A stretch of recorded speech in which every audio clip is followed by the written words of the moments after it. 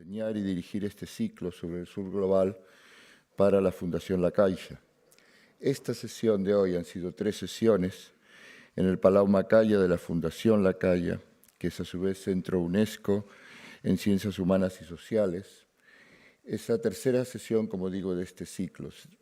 Teóricamente yo tendría que haberla inaugurado, y como algunos y algunas de las que hayan estado en la primera sesión no me vieron es porque estaba enfermo y no pude asistir. Por lo tanto, he venido a clausurar el ciclo hoy, brevemente.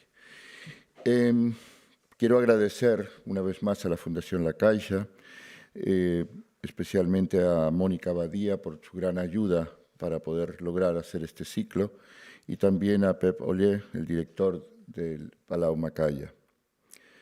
Quisiera brevemente decir que de las 2 sesiones anteriores hemos aprendido, hemos sabido que el concepto de sur global denomina una serie de países del mundo que, de hecho, comenzó a ganar peso este concepto hace 2 décadas atrás, cuando primero India, Brasil y Sudáfrica formaron una plataforma común, los IPSAS, y más tarde se unieron Rusia y China y crearon la alianza de los BRICS.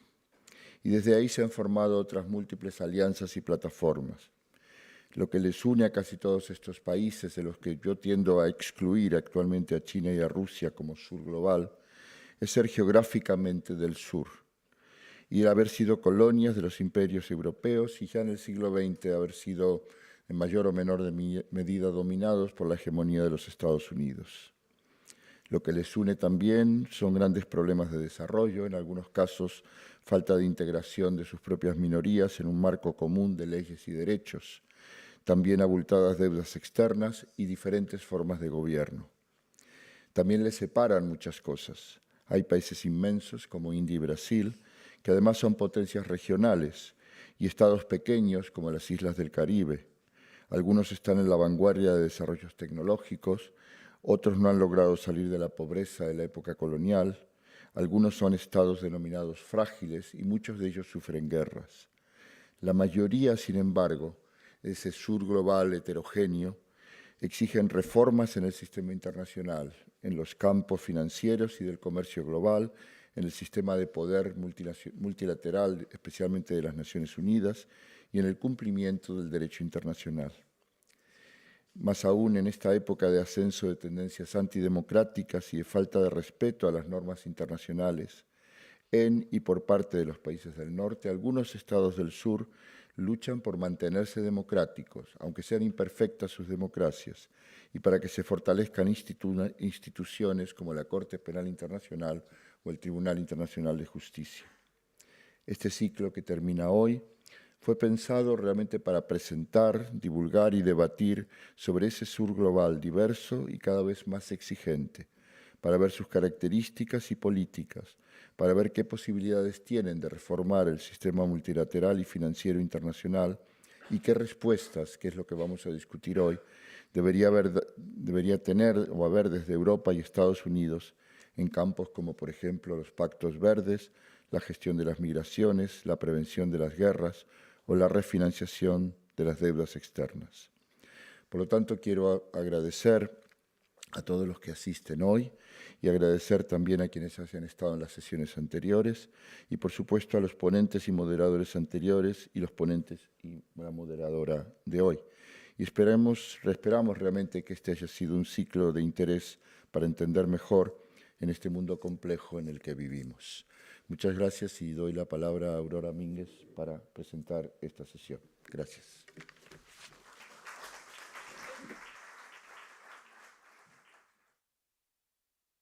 A todos, especialmente que hayan encontrado ustedes tiempo para venir aquí a hablar un tema que en principio puede resultar un poco, en fin, difícil, pero que tal y como está el panorama político, geopolítico e internacional, creo que cobra una importancia especial en estos momentos. El enunciado de esta sesión es: divergencias y convergencias son posibles formas diferentes de relación entre Europa, Estados Unidos y el sur global.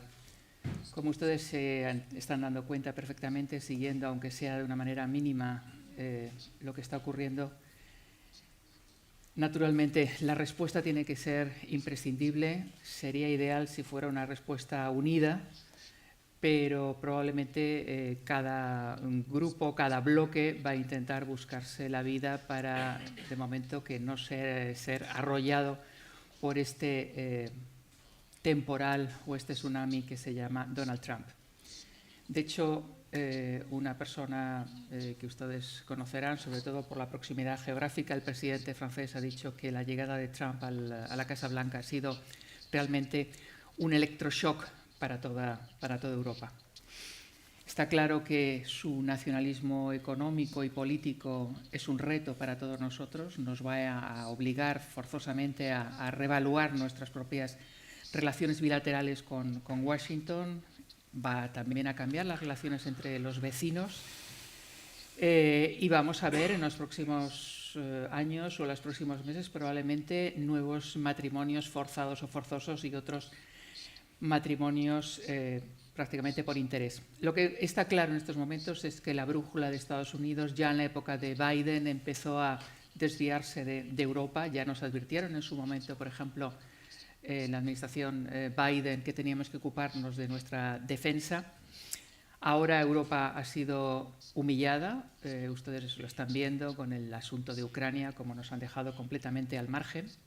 Estados Unidos, si antes estaba orientado hacia China, ahora está mucho más orientado hacia China y China, lo vamos a ver en los próximos minutos, aspira a convertirse en el líder de este sur global.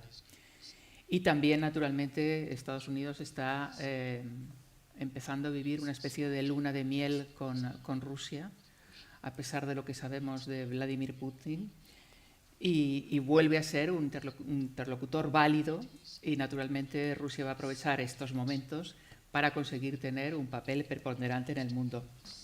Resumiendo un poco, ese soft power, ese poder dulce o blando que hemos ejercido y programado, digamos, como modo de actuación en Europa, va a desaparecer. Esos principios básicos de respeto a los valores, a la justicia, a la división de poderes, a la tolerancia, parece que están en juego. Y lo que nos encontramos enfrente es pues una ley de la selva, el brutalista, como la película que algunos de ustedes probablemente hayan visto, el malo de la clase, poniéndonos condiciones a todos nosotros y también, y esto es lo que nos vamos a preguntar hoy, amenazando incluso a sus vecinos, Canadá, México, y me temo, pero eso lo vamos a ver con nuestros especialistas, ignorando al sur global, aunque, como muy bien ha dicho Mariano Aguirre, en ese sur global hay países muy importantes y que tienen también un papel que jugar. Como ha dicho también el profesor Aguirre, lo que hoy llamamos sur global, antes lo conocimos como países no alineados, como los BRICS, ese colectivo de Brasil, Rusia, India, China y Sudáfrica. Ahora se han convertido en los BRIC Plus porque hay otras nuevas alianzas en lo que nosotros conocíamos como el tercer mundo que se están formando, las nuevas rutas de la seda, por ejemplo, los estados del Asia Central, la Organización de Cooperación de Shanghái y el Foro de Cooperación Chino-Africana. Tenemos que tener en cuenta el sur global por un dato muy importante. Es efectivamente un colectivo muy heterogéneo, con países de África, Oriente Medio, América Latina y Caribe, así como buena parte de Asia, pero suman, y esto quizá es el primer titular, un 43% de la población y el 28% del Producto Interior Bruto global se produce en estos países, en donde hay naturalmente democracias, pero hay también dictaduras.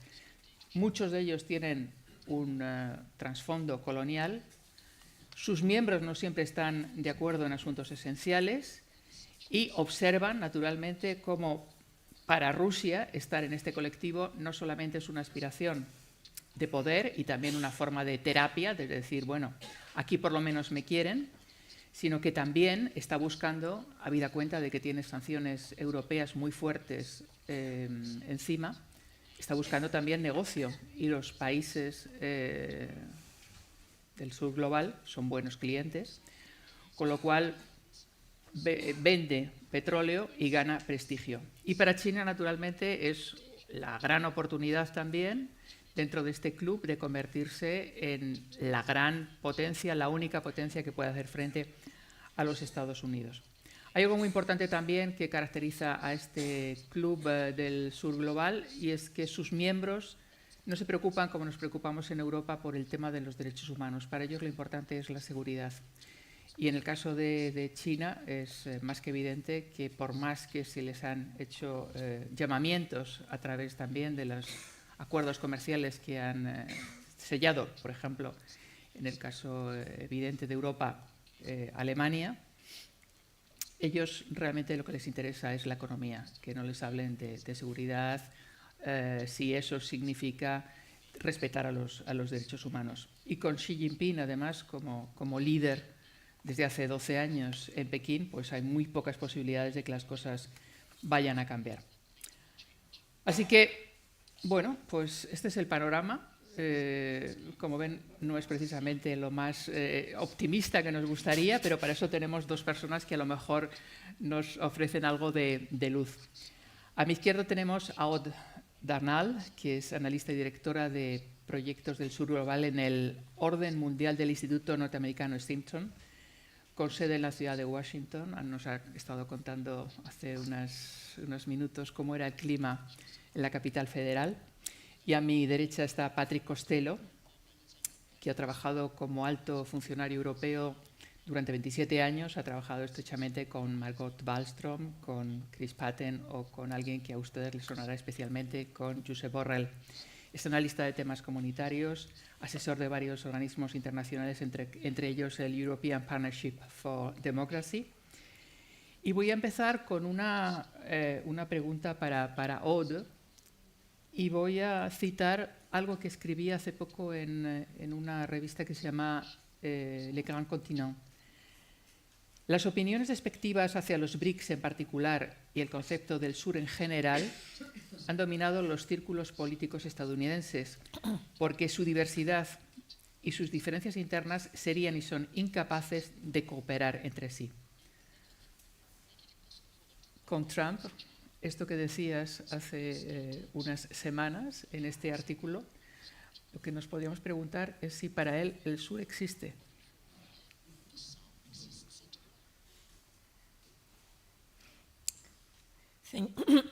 Thank you very much for this question and for having me today. As you mentioned, I am based in Washington, D.C., and with the climate around the BRICS and notably the BRICS summits last August last year was very adversarial. In Washington, D.C., there was a clear rejection of the BRICS as being something because it was seen as just an eclectic number of countries with, as you mentioned, no common interests and really not really any clear agenda of collective action. I think this, interestingly, in the United States, this question also was attached to the concept of the global south. The rejection of the BRICS was also happened at the same time as there was a strong rejection of the concept of the global south, and the same reason and the same arguments were used for both issues.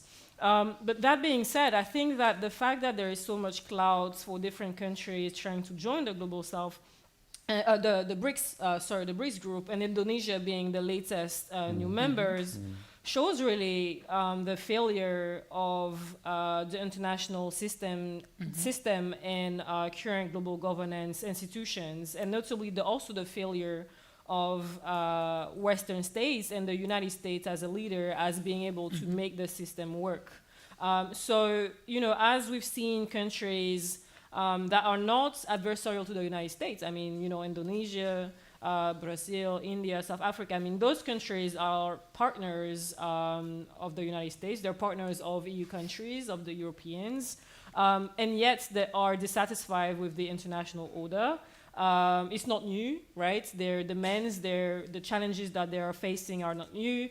If you go back to the decolonization period, you already had those demands for changes in the international system, which with the United Nations, the World Bank, the IMF, all these institutions were created when those countries did not exist. And so the roles the model of governance were created without their interest in at the core, right? So they really represented the interest of a minority, being Western states.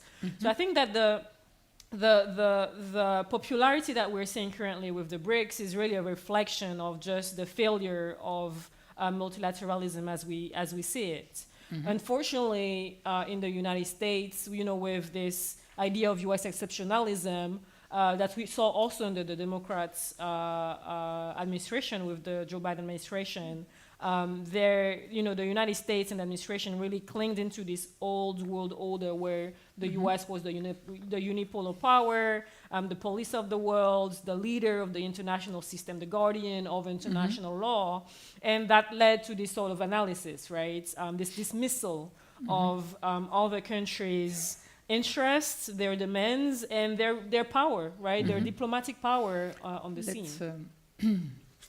Vamos a dejarlo aquí de momento, porque quería también preguntar una cuestión muy directa a Patrick Costello, sobre todo por su experiencia con diferentes comisiones europeas.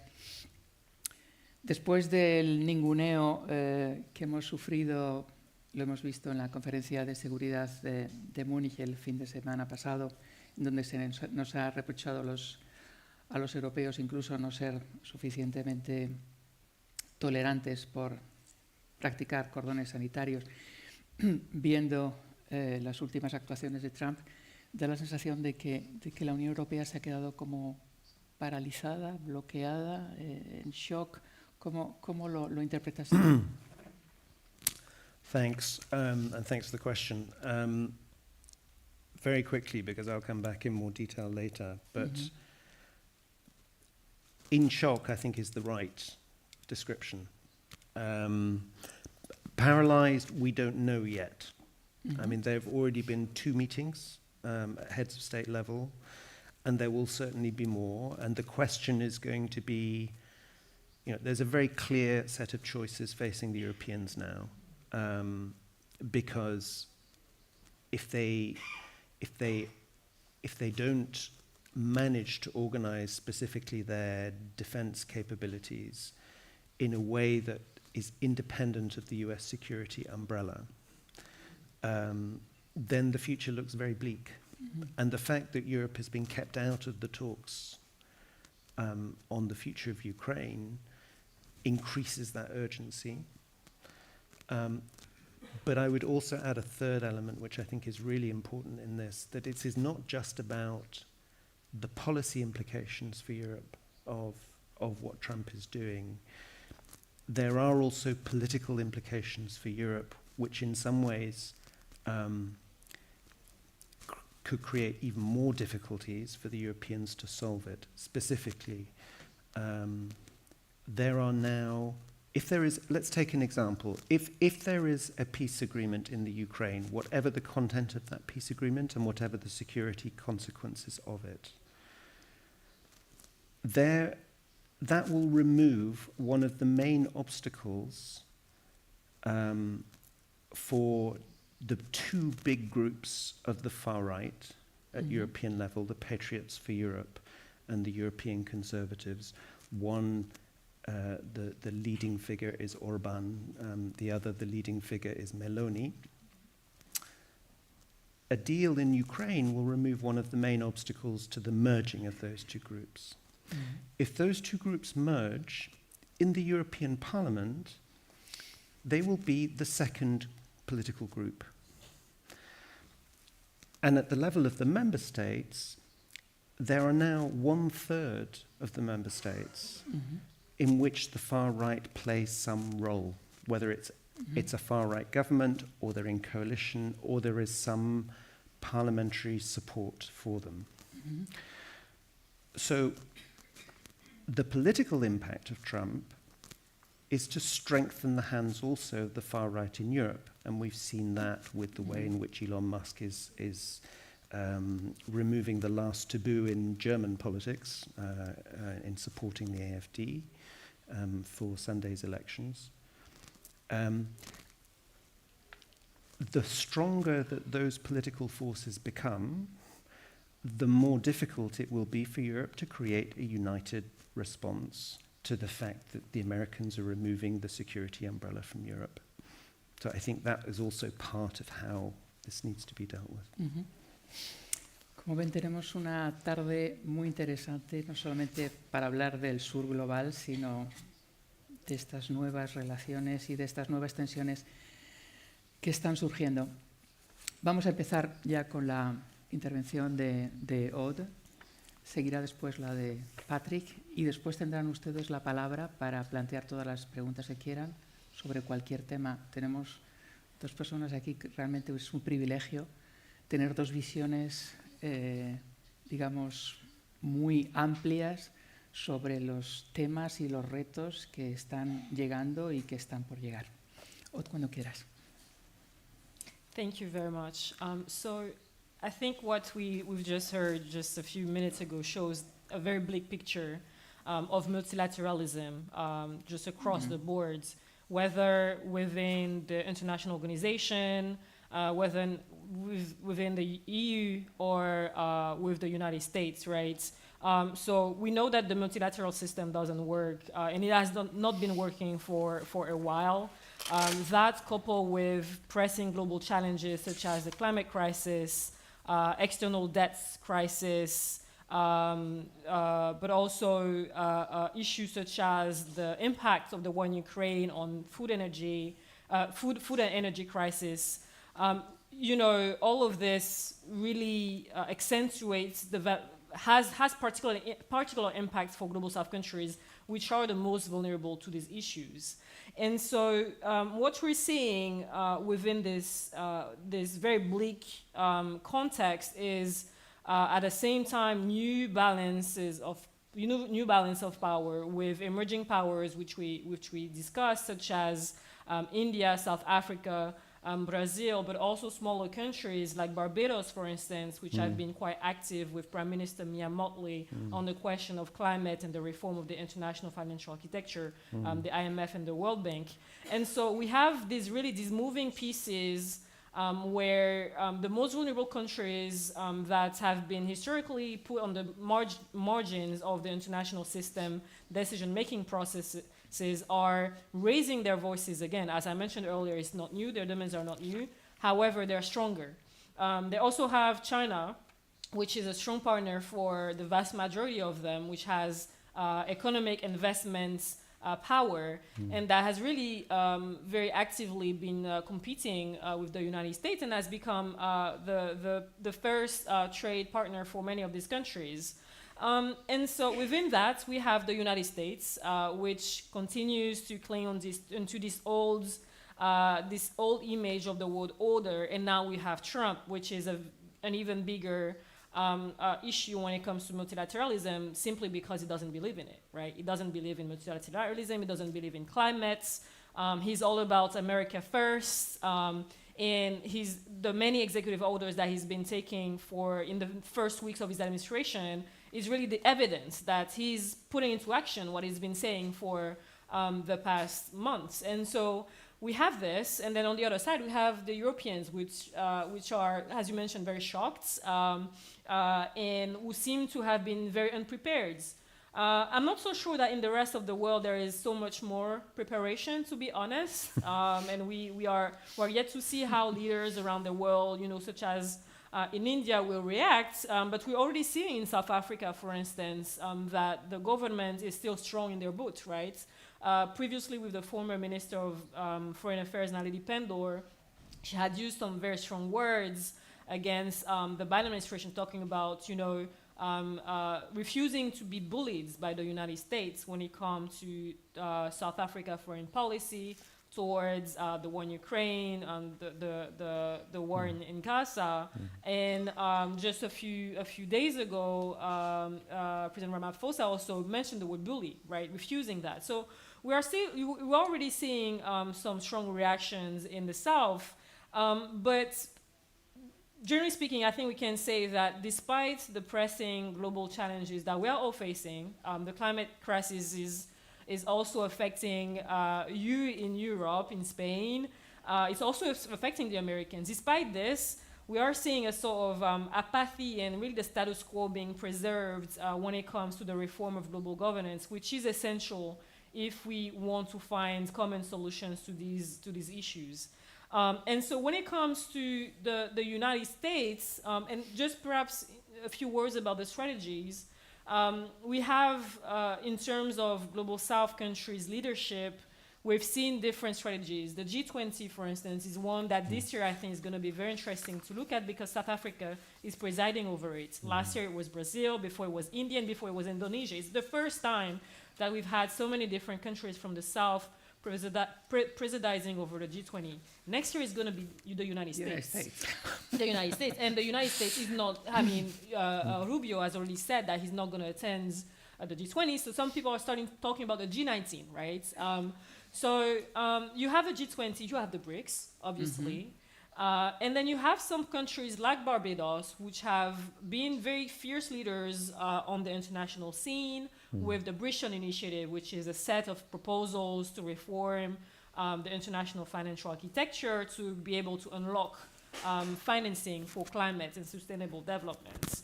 And so we are seeing different pieces being moved, but still I don't see a great level of coordination, and I would say I don't even see a great level of solidarity. There is still this gap happening between the North and the South. Even in the South, right, there is no strong coordination. And now I think that with Trump, that gap between the North and the South is likely to widen because, again, the United States is not interested anymore into supporting these countries, especially with the response to the climate crisis. And then on the other hand, well, the big question is, what are the Europeans ready to do? And there, it feels as if they're not really ready to do anything. They're already grappling with Ukraine, the war in Ukraine. They're grappling with the rise of the far rights and that isolationist and nationalist outlook. They're grappling with budgets, economic crisis, and then migration is being the top issue. So it feels that it's a very difficult moment to advance these issues. When it comes to the United States, one thing I like to underline is that, you know, right now with Trump, it's going to be very tough. But at the same time, we also need to acknowledge the fact that under Biden, it wasn't necessarily, you know, the growl, right? The Biden administration has been blocking the reform of the global governance institutions, whether it is through the IMF, whether it is the World Bank. You know, the World Trade Organization has been paralyzed. The dispute settlement system has been paralyzed because of the United States. The UN Security Council, same thing, even though other countries within the UNSC are also against changing it too much. So under the Biden administration, I wouldn't say that the United States was that great ally of global South countries. Quite the contrary. I was quite critical of the Biden administration. Now it's worse, obviously. But at the same time, you have an administration that is very clear that it doesn't care about climate. You know, while under Biden we had this very ambivalent position and it was very uncertain to see whether the US wasn't reliable, now it is clear that the US is unreliable. It is clear that Trump doesn't care about climate. It is clear that it is taking executive orders left and right that openly counter international law and norms. And so where do we go from there? I see little opportunities, to be honest, because the challenges that global South countries are facing, again, the administration is not interested in partnering on them. On climate, I think that is terrible for many of these countries, and notably small island developing states. I'm from an island myself, from the Caribbean, and you know it's an existential threat. If you go into the Pacific islands are now already discussing what it means territorial sovereignty when you no longer have lands. They're already discussing migration for their population, where they're going to relocate. What does that mean for their population's rights? This is something that is a today issue. It's not a tomorrow issue.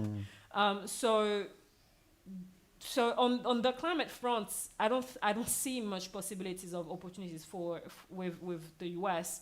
However, Trump being someone that is very transactional, I think that there are nonetheless on very pragmatic economic and investment trade issues, perhaps some opportunities as the U.S. will continue to try to decoupling from China, meaning notably going nearshoring their trade and investments by trying to bring back some of their industries and partners in the regions. And so the Caribbean and Latin America in particular may be able to leverage this policy of under the Trump administration, which started already with under the Biden administration. So we could see, for instance, when it comes to tech transfer, investment, services, perhaps that we could see some countries leveraging this opportunity.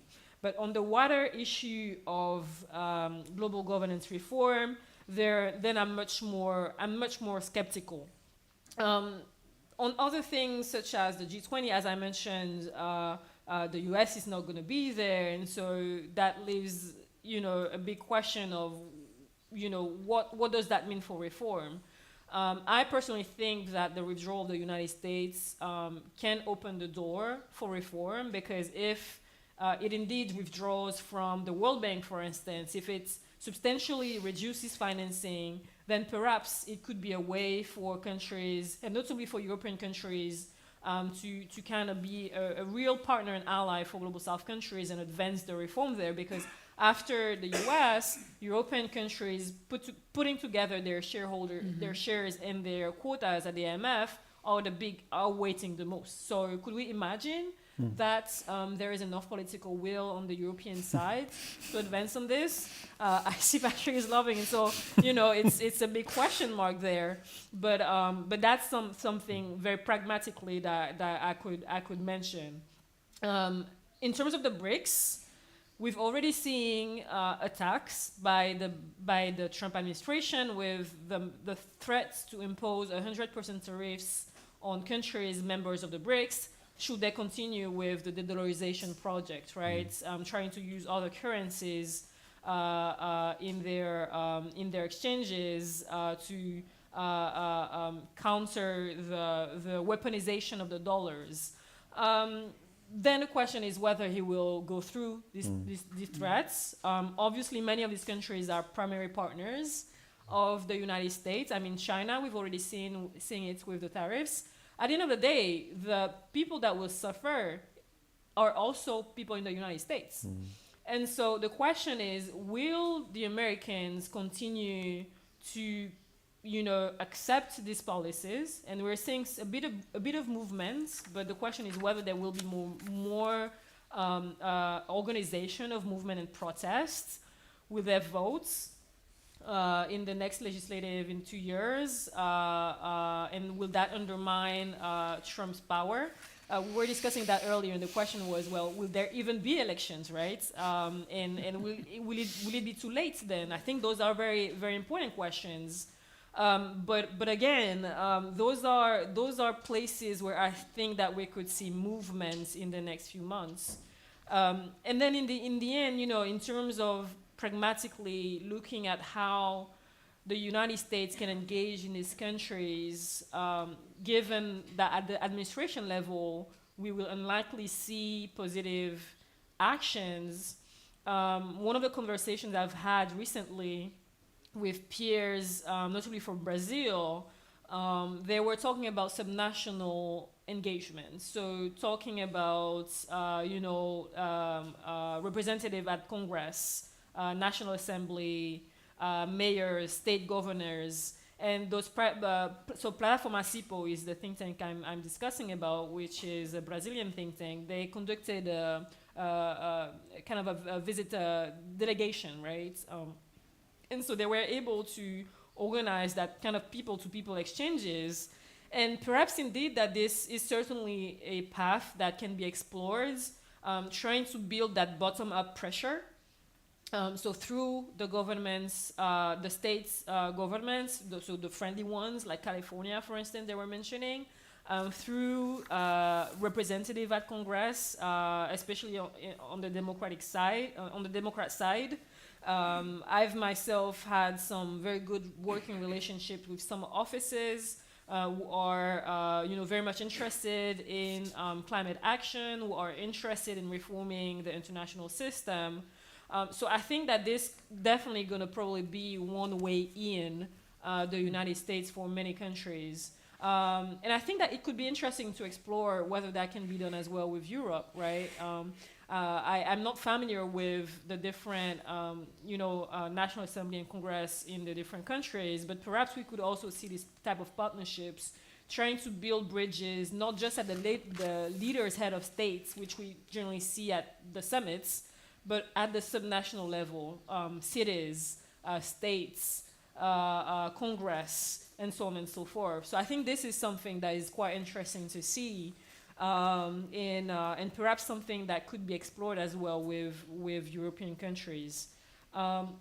So that's kind of where I see things evolving at the U.S. level.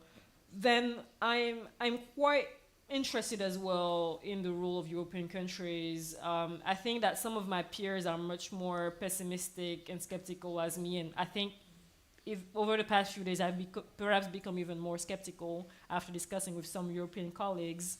But as I mentioned, when it comes to the reform of global governance institutions, the Europeans have quotas, right? They have voting power, and so they can be allies in that sense. They can partner with countries in the South to move the needle there. The question is whether there is political will, because that means standing up to the Trump administration. And right now, that's not really what we're seeing when it comes to Ukraine, which is a question of national security for Europe. Like, we're not seeing that strong response from Europe, even when it comes to their own regional, geographic, geopolitical issues.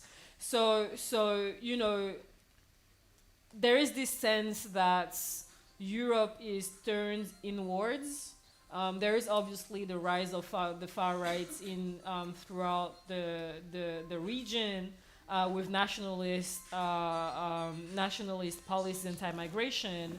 But this feeling that Europe isn't really looking outside, I find that quite surprising. I mean, I'm not a European expert, but I think that is quite a missed opportunity. It's a missed opportunity because at the end of the day, I think a fundamental message that needs to be conveyed and absorbed is that the reform of the international order, right, towards a system that is equitable, where international norms, international law is fully respected, not just by some countries while the others escape it, right? It is something that is favorable to everyone. It is favorable to the United States as well, regardless of what Trump says. It is also in the interest of the United States. But it is fundamentally as well in the interest of the Europeans. And so I think it is a missed opportunities because here, when it comes to migration, for instance, the issue of migration cannot be solved without addressing the root causes that drives migration. And so, taking policies, very nationalist policies, if we take the example of the United States building a wall, deporting people in the most inhuman conditions will not solve the migration crisis. People will continue to go to the United States, putting their life in peril. And so I think there needs the European countries need to have a much more pragmatic approach to this question and really realize that migration will not stop. Especially with the demographic boom in Africa, you can only expect more people trying to escape the dreadful conditions of life that they're living in their country. And so the best bet is, okay, let's reform the system. Let's make sure that these countries can have access to international financing. Let's make sure that they have enough investments and to build their economies, to build sustainable economies. So I think, again, those are some avenues and paths for cooperation between those countries, and where I see that European countries could play a role. But again, then the question is whether there is political will amidst the different crises that Europe is currently facing. Muchas gracias. Patrick se ha metido en tu terreno un poco, pero ahora es también tu oportunidad de hablar de Estados Unidos. Yeah. De vuelta. Thanks. I'm going to start from a different place, but I think we're going to end up actually quite convergent by the end. So I want to start because I think we're facing the shock of Trump now, but I actually think it's really important to go back a few years to see how, and I'm going to talk from a European perspective, how we got here. The first big shock, which was actually, I think, for the European Union, the discovery of the global south and the discovery of the fact there was suddenly a multipolar world, came after the Russians invaded Ukraine, when there were a series of votes in the UN General Assembly in March 2022, and a whole group of countries which the Europeans expected would support the condemnation of the invasion, because this is a violation of Article 8 of the UN Charter. If you know, this idea that the territorial integrity of a country is inviolable, that if you accept that and don't condemn that, then smaller countries are at the mercy of big countries everywhere. So why were countries like Mozambique, Senegal, Vietnam, India abstaining? There were 35 abstentions that time. And this created an enormous shock, and there were some people inside the system that had completely the wrong response, because they were starting to say, well, in that case, we have to cut off aid. We have to suspend trade negotiations. We have to, why are we working to help countries if they're not going to support us when we really need them, was part of the argument being made, which would have been, in my view and in the view of most people in the system, completely stupid, because then we would have cut ourselves off from developing those relationships and building up that support. What we did at that time, we started by doing actually a very big study of the impact of the invasion of Ukraine on the rest of the world. We sent out detailed questionnaires to our embassies around the world, and we ended up with 2,000 to 3,000 pages of responses that we had to trawl through and work out. And a lot of things came out. And I'll just summarize a few. One was that the invasion had, because it had an enormous impact on food security, on energy security, and also on economic stability. And remember that most countries in the world were just coming out of the post-COVID crisis. There was massive concern that it would distract European attention from other crises around the world. Sudan, Middle East, etc. Now the Europeans, they're only going to be focused on what's happening in their backyard. And as I said, for the EU, it was this massive discovery that there were now a whole series of countries out there that were not going to choose between us and Russia and China, that they were going to actually engage with all of us and take what they wanted from all of us, but that it was not a case of one bloc versus another. What we did immediately in response to that was, because this is what the European Union does, we did an action plan. But what we were focused on looking at was how can we, first of all, mitigate the impacts, economic, food security, energy.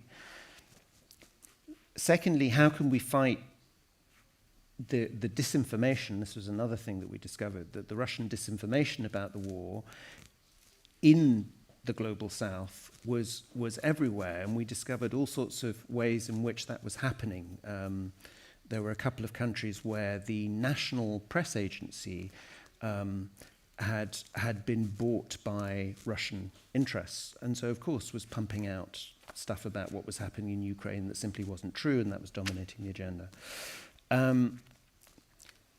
The plan also focused on maintaining third country commitments and also the regional ones. Again, to give an example, there had been only a few months before an African Union summit where a whole series of commitments had been made as to what we were going to do together with the African countries.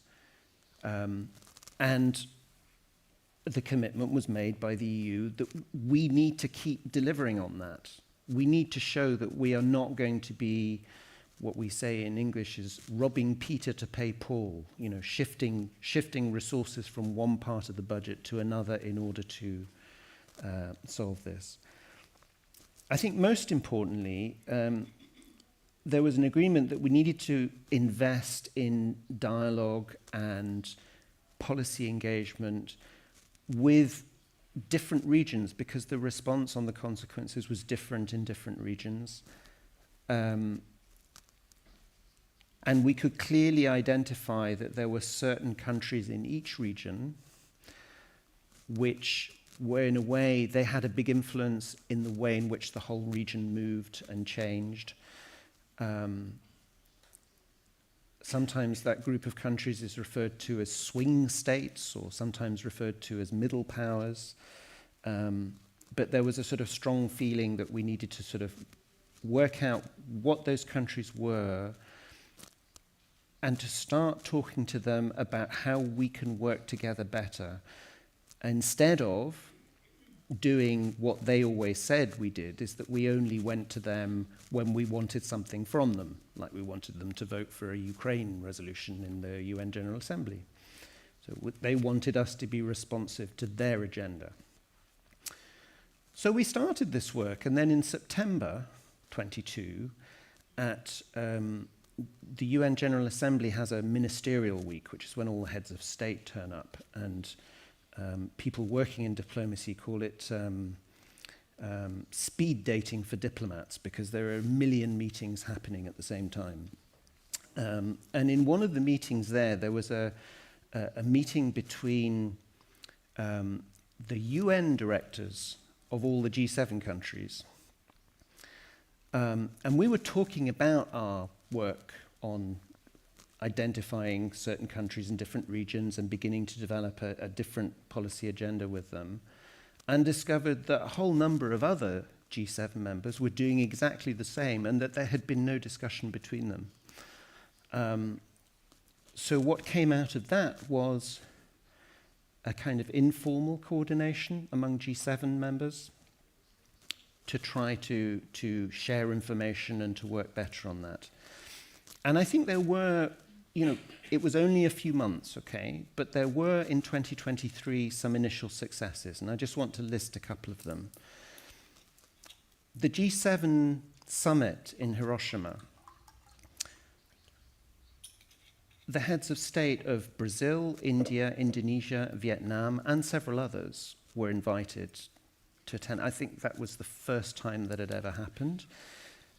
And the communiqué, it was, again, the first time that I'd seen in a G7 communiqué, right up in the first page, talking about reform of the multilateral development banks, that Aude was talking about, the SDGs, the Sustainable Development Goals. That these kind of things were up there at the front, that there was a kind of a recognition that there was a need to respond to this agenda. A second example, the European Union successfully proposed that the African Union join the G20. Again, this was part of a kind of recognition that there, that the Europeans needed to take on some of this agenda about representation at the highest levels of global governance. And then Ord mentioned Indonesia, and what I remember in 2023 was that Indonesia was invited to join the BRICS, and they said no. And they said no because they had an application going at the same time to the OECD, and they worried that joining the BRICS would risk that. So I'll come back to that, because I think the fact that they've joined the BRICS last month is a very interesting signal of the new direction things are going. So I say, we were starting to make some progress, but it was the early stages. And then we had a second shock, electroshock, to use Macron's words. And that was what happened in Gaza in 7th of October, but then the response to it. And the way in which the president of the commission reacted to that by going to Israel, declaring unconditional solidarity, saying nothing about any restrictions or humanitarian law in how the Israelis were responding to the massacre in Gaza. And all of the work that we've been slowly building for a year and a half, it really did a lot of damage.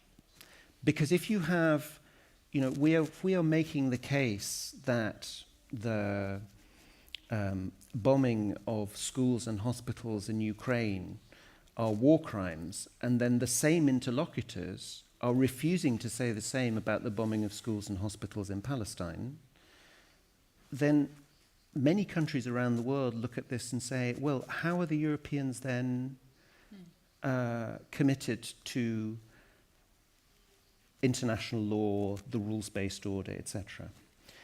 A very senior official in the European Union system at that time sent me a message on the 13th of October, so only 6 days after this had started, saying one sentence, we've lost the global south forever. Now, I think that's an exaggeration, honestly.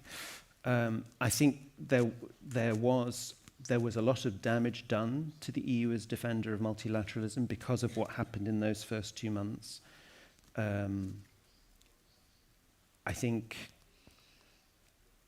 won't go into detail because there's not time, but I think there has been some recovery on that. But when we now deal with this third electroshock of suddenly Trump in the White House, then I think we have to look at the real choice and also potentially the opportunities that face the Europeans in handling it. Alex Stubb, the president of Finland, a few weeks ago, did an interview where he was talking about, in a careful, diplomatic way, of course, but he said we were living in a world where the world of Yalta, i.e. the world of spheres of influence and great power politics where the big powers can carve up the rest of the world, is back. And the world of Helsinki, the Helsinki conference that set up the Organization of Security and Cooperation in Europe, cooperative, rules-based security, was much weaker. And then he said something that was, so far, that's something we all know, but then he said something that I found really interesting, which is he said that the countries that have the most interest in defending the rules-based approach are the countries of the global south, because those rules are what protect them from a world of might is right and being carved up by these big powers. So for the European Union, it has a really, I think, direct choice facing it now. It can either become if you like, the Western ally of the global South in protecting the rules-based system. The rules-based system, multilateralism, however you want to call it, it's kind of in the DNA of what the European Union does, what it exists for. It is a system of rules. Or, the alternative, it can become the ally of Donald Trump in ripping it up. Ripping up that order, because let's be honest, that is what is happening now. And becoming a willing accomplice of a world in which might is right. I said I'd get to the same end point. My point is that if we go for the second option as Europe, the only winners in this geopolitical game are going to be the Chinese. Because the Chinese will then be able to present themselves to the rest of the world as the reasonable, peaceful, rules-respecting international power. And the losers of that will be certainly the United States, but also the Europeans. It's a big ask, and you know, I mean, like Aude, I am also very pessimistic at this moment, but I think that is the only way forward. I really do. So I'll leave it there. Thanks. Bueno, como ven ustedes, la cosa no es precisamente para echar cohetes, pero bueno, es el momento de que ustedes planteen a estos dos magníficos analistas las cuestiones que consideren oportunas. Si son tan amables de levantar. Este señor. Tenemos hasta las 8, o sea que hay tiempo de sobra para hacer un montón de cuestiones. I have two questions, one to Patrick and another one for Aude. My question to Patrick is, don't you think that the main problem of the European Union is that it's not a union, it's just a currency union plus something more? Oh, and that the situation with Trump and etc. will make a reaction towards the unity in the European Union as the single way to have action. My question to Aude is just, it seems that the United States is a declining empire.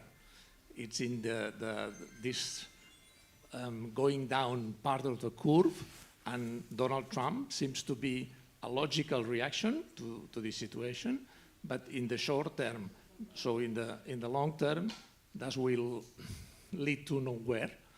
So for the United States.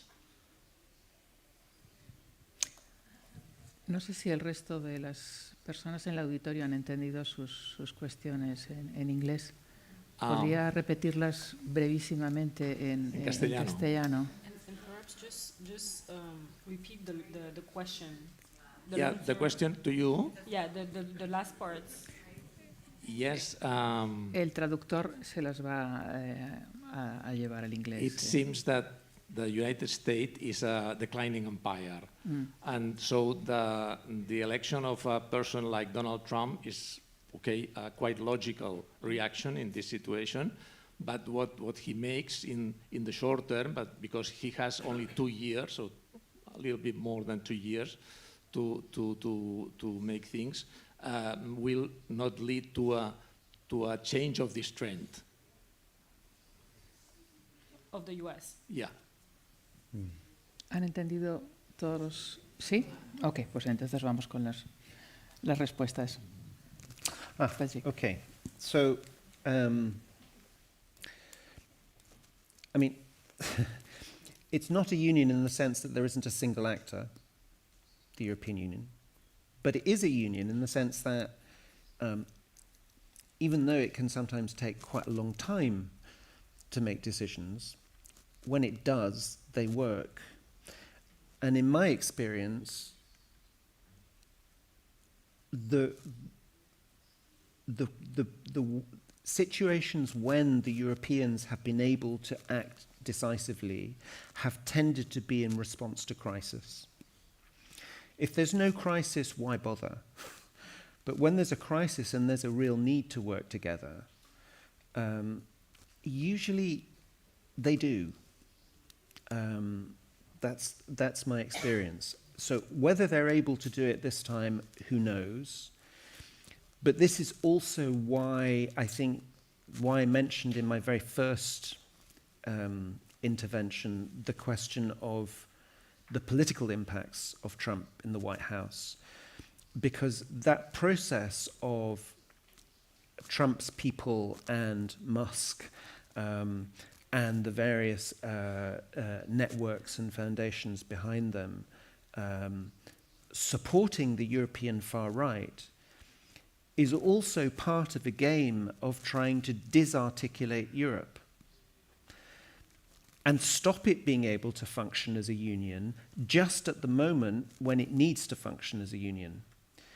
So I'm mentioning that because I think it's absolutely crucial that in thinking about how to respond as Europe and as Europeans, that we don't just look at it through a policy angle, that we have to also look at it through policy. Don't forget that in 2016, one of Trump's chief consiglieres, after he won the election, Steve Bannon, spent most of Trump's mandate living in the house of a far-right politician in Brussels, in Belgium, trying to organize far-right parties around Europe. He turned up, for example, when Vox was formed in Spain. Guess who was on the platform? Mr. Bannon. So there is, they were less successful then, but just as they learnt from Trump 1 on policy terms, they've also learnt how better to intervene in European politics this time too. And you look at the way in which Musk has intervened in the German election over the last couple of weeks, using the whole platform of X behind it. That's also part of what is happening, and it's part of the policy agenda, I think. Thank you very much for your question. I agree with you, right? The United States, what we're seeing is so usually in DC they put it in the terms of relative, right? Relative power, relative influence, relative declining, right? Especially so in relation with emerging powers and other great powers such as China. So yeah, we can say that definitely we've seen it with the war in Ukraine, the struggle for the United States to gather votes from the global South countries when it comes to the war in Ukraine. We're seeing that the United States influence is declining in terms of investments and trade. As I was mentioning, China is a primary partner for many countries in the South. So yeah, we are seeing, I think we're living a period where we're seeing the declining of an empire. And that is, I think, like often, if not always, it's a very turbulent time. And so yeah, perhaps that very probably that the election of Trump is another evidence of that moment. At the same time, while Trump is presenting itself as this America First leader that will put the United States back on track, that will, reindustrialize the country, that will put all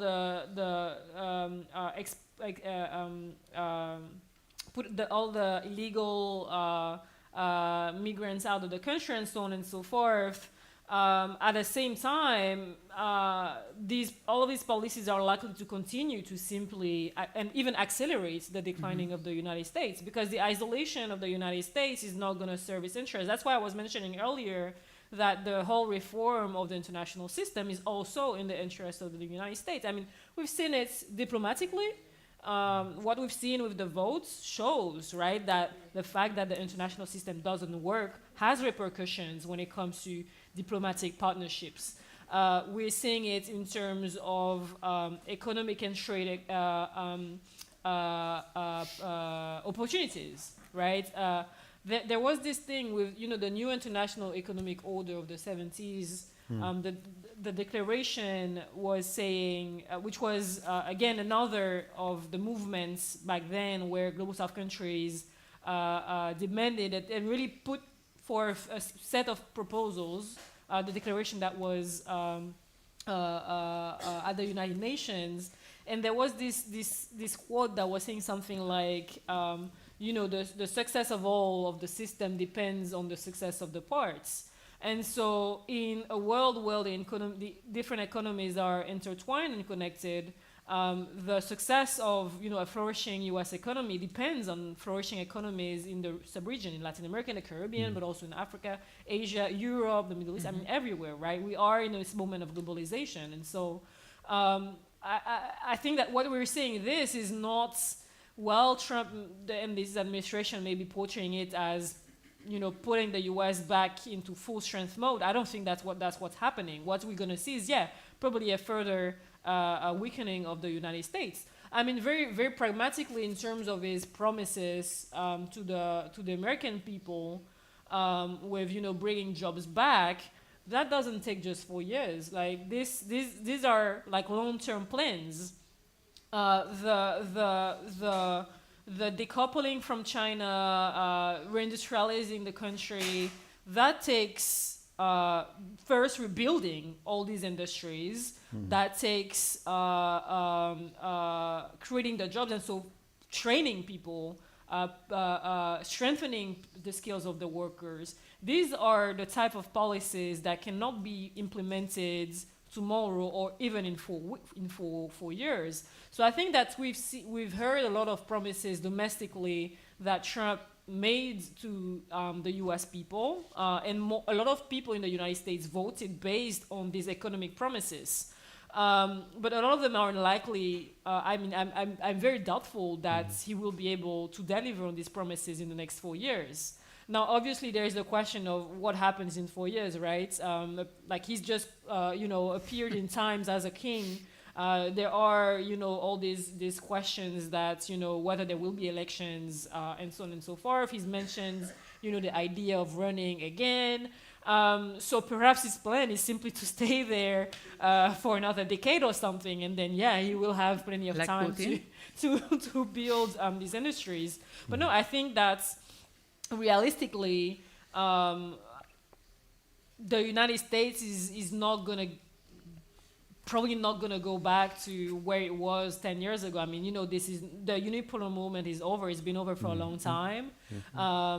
The same way that the United States cannot counter the rise of China. I mean, China has already arisen.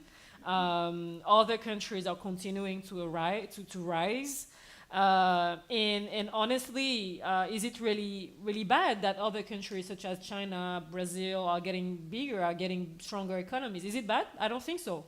Again, I do believe in this quotes from the new International Economic Order Declaration that for the whole to thrive, the parts need to do so as well. So we will likely see other very problematic policies being taken by Trump, and I think that they will continue to signal the fact that the U.S. is declining, and it's very reactionary what we're seeing. The whole anti-China policy and countering China and this obsession really with China in D.C. Like it's a real obsession. Like in Washington, it's an obsession. Like there is not another world that obsession. Like everything in D.C. is about China. And so even when you talk about Global South countries' interest and why it is important, it's always going back to China. If you want people to listen to you talk about China. And I think that's really, it's also an evidence that, you know, they're seeing the power, their relative power declining, and they're just trying to find ways to stay on top of it rather than embracing multipolarity, Yes. which is, again, in their own interest as well.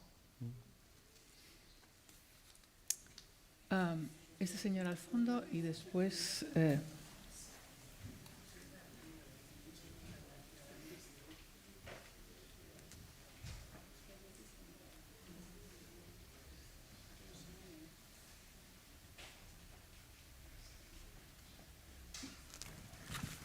Buenas noches, good evening.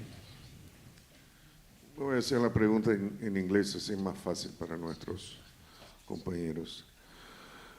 We are here this cycle about Global South, and I think it's another label, as we had before, underdeveloped countries, decolonized countries, developing countries, and whatsoever.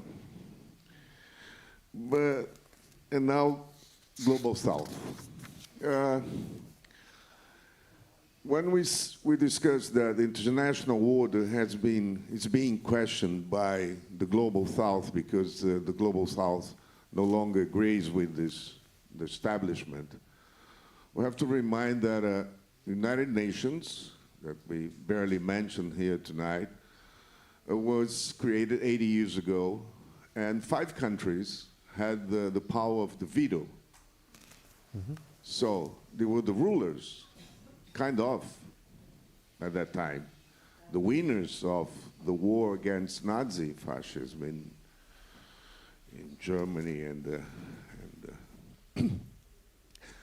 and I remember since at least since 1992, Brazil has been arguing and questioning the importance to reform the Security Council of the United Nations. And so this question is addressed to both of you, please, Mrs. Alden and Patrick. And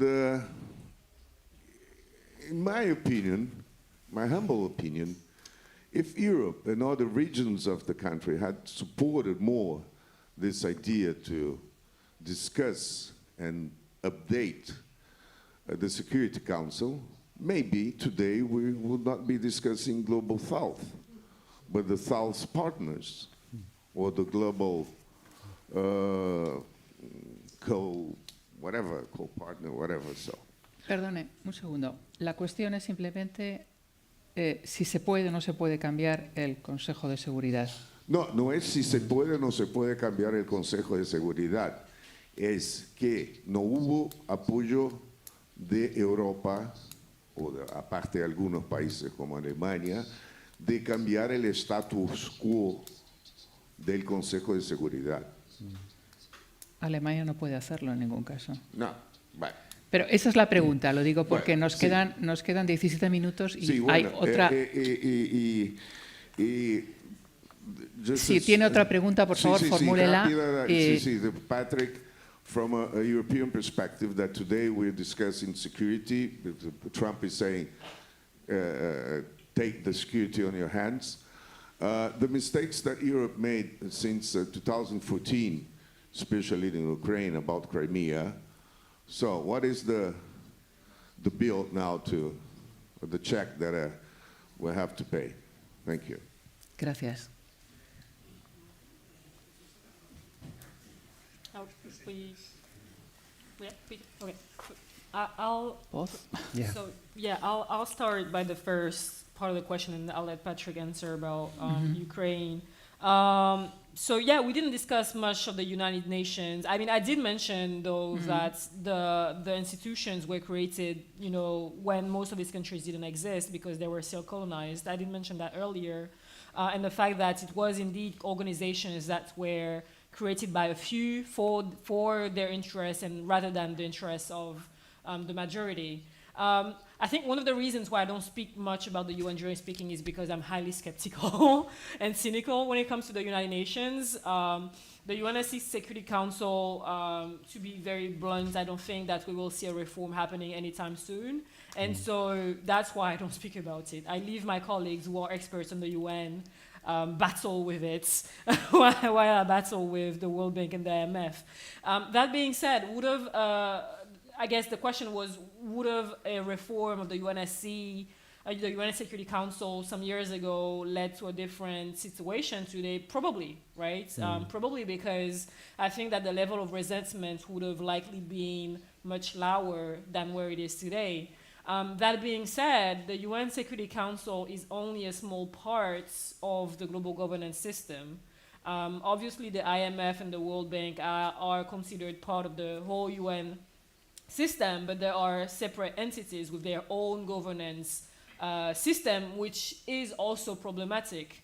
So I think that, let's say we had solved this UNSC problem like 10 years ago, 20 years ago, 50 years ago, yeah, the level of resentment would have probably be smaller, lower. Perhaps we have had obviously more participation and representation. Perhaps that would have led to other outcomes for so many of the conflicts that we're seeing, right? I mean, talking about the failure of the UNSC to address conflicts in the DRC, for instance, in Haiti, in Sudan, in the Sahel region. I mean, there are so many examples that demonstrate really just the total failure of the UN system.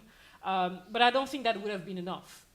Because when it comes to financial issues and international financing, when it comes to addressing external debts of these countries, when it comes to accessing financing for climate, for sustainable developments, this is in the hands of the multilateral development banks, like the World Bank, the IMF, and we are not seeing the reform happening because, again, big countries are blocking it.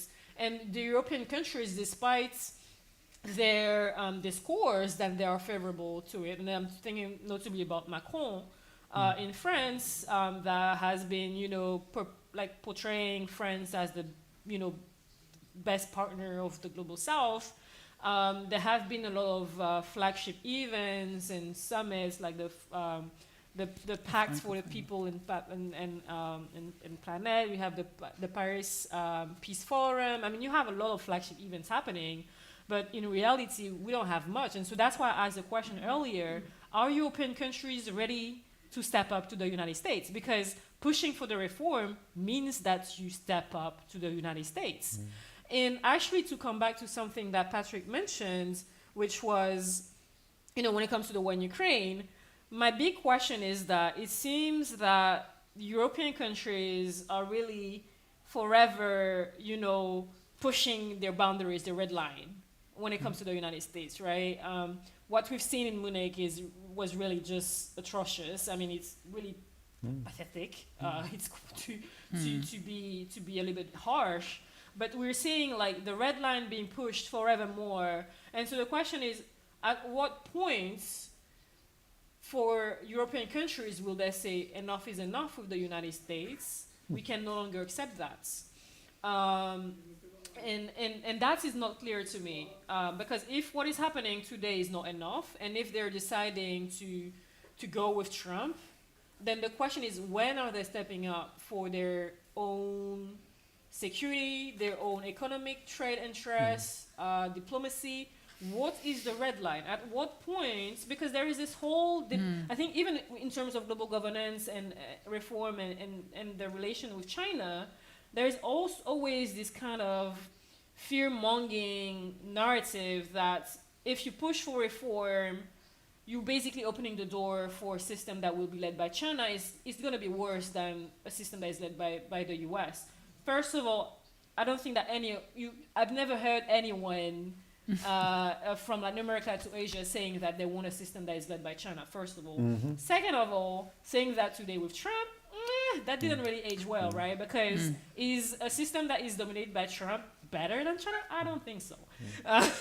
So that really didn't age well. But again, this fear-mongering narrative, I think, is the kind of same thing that we're having with Europe, right? Because the question is, is standing up to Trump be leading to a worse situation than sticking with the U.S.? I feel like these are the similar dynamics that we're seeing.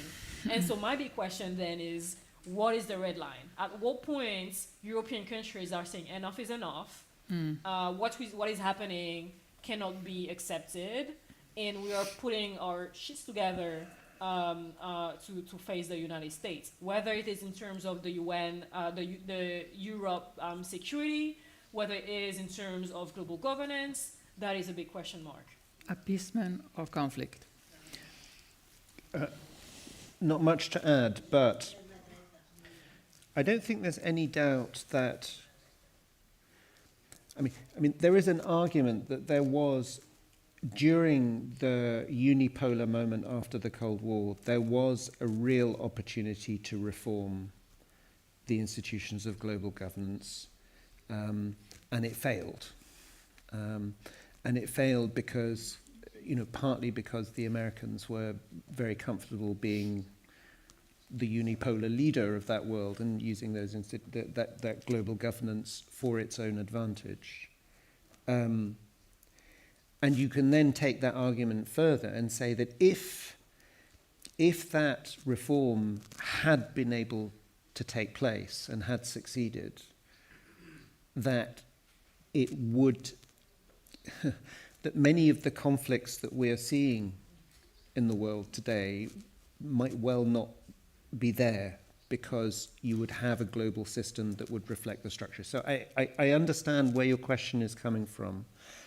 I would throw in something there that the United States and France and the UK were not the only obstacles to a successful reform of the United Nations system. And just as the Global South didn't want China to be leading the UN system, China was one of the strongest opponents of the proposals that were on the table at the time of expansion of the Security Council. And, they're very keen to forget about that these days, but that was the reality of those discussions at that time.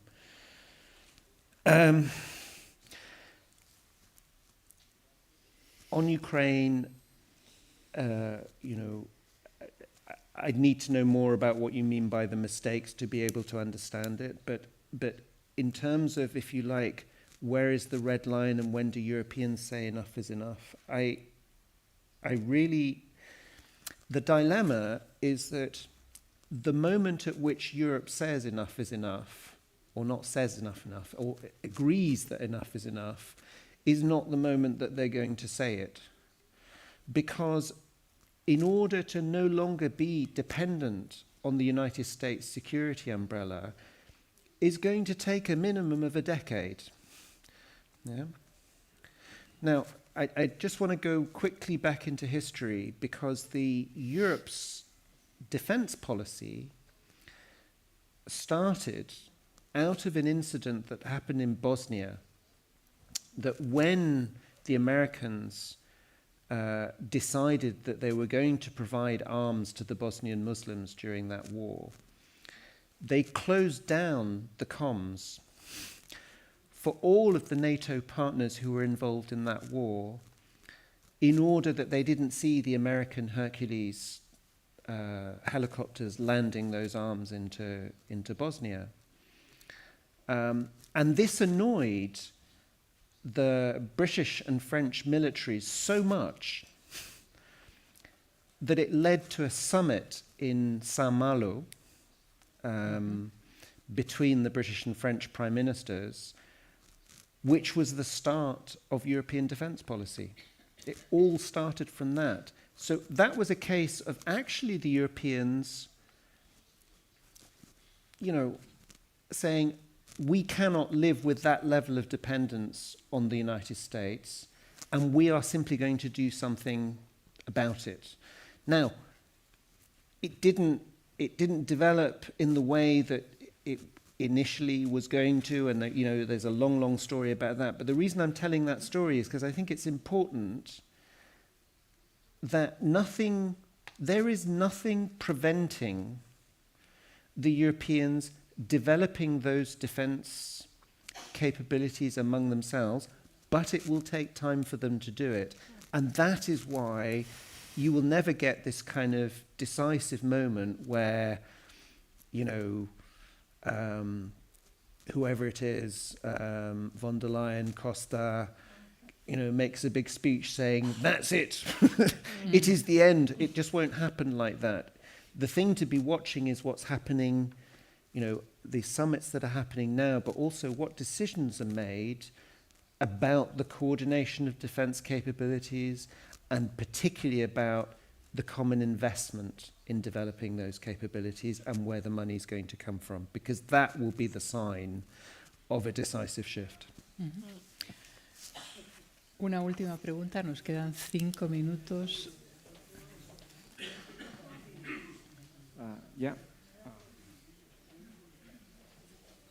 About the war in Ukraine, many Global South leaders, I'm thinking about, for example, President Lula in Brazil or Ramaphosa, President of South Africa, reacted, making the declarations that were very in favor of Russia. Like, for example, that Ukraine was also to blame for the invasion, or that that invading a country was simply a legitimate action in front of a very aggressive NATO expansion, right? And I always thought that why these, not just smaller fish, but the leaders, the presidents of these countries that were democracies in the Global South, they could empathize more with Russia in their anti-American or anti-imperialist message. But instead with Ukraine, it was a smaller country, they could not make that connection that maybe they do with Palestinians, right? And I always ask why they made that mental empathy with the Palestinian people, whatever they, mode of government, Hamas, all, they still made that connection. But with Ukraine, they didn't, right? And I'm asking why. Un momento. Pido permiso a los organizadores si nos podemos pasar 5 minutos, porque realmente es una cuestión muy interesante. ¿Es posible? Ok. No, por ser respetuoso con el tiempo. Shall I? Yeah, go for it. Well, I'll look on this after one? you. Oh, okay. So I think the answer is different in the two cases you mentioned. I think in the case of South Africa, in the case of Ramaphosa, I think it's really important to remember the role that the Soviet Union played in supporting the frontline states against apartheid, and that being remembered and being felt very strongly in that part of the world. The fact that Putin's Russia is not the Soviet Union doesn't matter for them. It's still the state. In the case of Lula, the statements they're different. I mean, Brazil voted in that UNGA resolution that I was talking about. Brazil voted in favor. Brazil condemned the invasion. They were not prepared to support sanctions because they very much felt that sanctions needed to be UN sanctions, but that's a kind of position of many countries. And when there were visits, because one of the things that happened, which had never happened after this, was that European member states started coordinating their diplomacy towards the Global South. And Brazil was a big focus of interest. And then there were a number of prime ministers and heads of state that went to see Lula. And particularly those countries that were formerly part of the Soviet bloc, that when they explained to Lula and also to Amorim and to other people in the system, look, you have to understand that for us this is a colonial issue, that this is part of the Russian Empire and this is part of a decolonization of Ukraine. That the Brazilians understood very clearly, yeah. And there were occasions when that changed the line that the Brazilians were then taking in press conferences and also on discussions about votes in the UN system and so on. So, sorry. I agree with what Patrick just mentioned, and perhaps to also add to this, I think we also need to add some nuance in terms of how these countries reacted. I don't think that there was a, saying that they were in favor of Russia is a bit of an overstatement, in my opinion. What you heard, however, and that was not just at the level of the leaders, but also within the academics and think tankers, thought leaders, was the question of NATO's expansion, right? And there was a parallel that was made as well with the United States, for instance, whether if a country like China were to come on the American hemisphere, for instance, what would be the reaction of the United States, or also thinking about China's influence in Asia, for instance. So there was a question of NATO's expansion towards Russia, and even there, in the United States has even been talking about NATO's expansion towards Asia as well, right? So there was this question of NATO expansion that has been discussed among, at least in my circles across these regions, and there was this sentiment that, yeah, the NATO's expansion could have triggered a reaction. There was this, perhaps emphasizing with this when it comes to the NATO's expansion. But going from there to say that they simply agreed with Russia, I think is a bit of a stretch. Then again, I think that the UN votes is something to look at, and there were several UN votes, and the votes differed depending on the topic. I think there have been 4 to 5 votes, I don't remember, and I went through all of them and looking at how people voted, even more than 7. And you could really clearly see a difference in the votes, also based on the topics and then on the interests of these countries. One thing for Brazil, for instance, that we need to take into account, for instance, is the issue of fertilizer. Russia is a primary exporter of fertilizer to Brazil.